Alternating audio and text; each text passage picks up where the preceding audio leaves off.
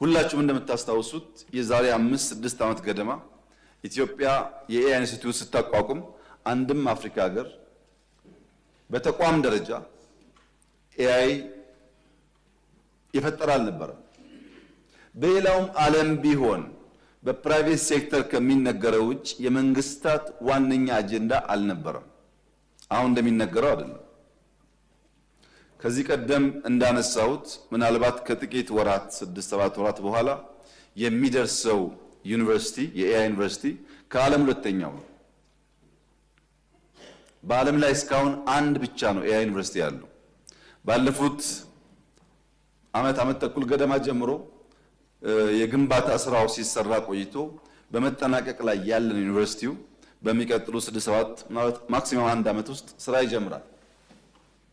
ይሄ ዝግጅት የሚደረገው ልክ ኢትዮጵያን ኤርላይንስ አባቶቻችን በጊዜው በልኩ መስርተው ዛሬ ከአፍሪካ አንደኛ እንደሆነው ልክ የኢትዮጵያን ኤርፎርስ አባቶቻችን በጊዜው በልኩ መስርተውት ዛሬ በአፍሪካ ውስጥ ቀዳሚ ኤርፎርስ ከሚባሉት አንዱ እንደሆነ ሁሉ ነገም የኛ የኤአይ ዩኒቨርሲቲና ተቋም በአፍሪካ ውስጥ ስመጥር መሆን እንዲችል የተስተካከለ መሰረት ይዞ እንዲነሳ በሪፎርም ውስጥ አንደኛ ቁልፍ ጉዳይ አድርገን ስንሰራ ቆይተናል። ብዙ ውጤት አግኝተንበታል። ከዚህ በላይ ደግሞ ለልጆቻችን ውጤታማ ዘመን ይፈጥርላቸዋል። ሁለተኛው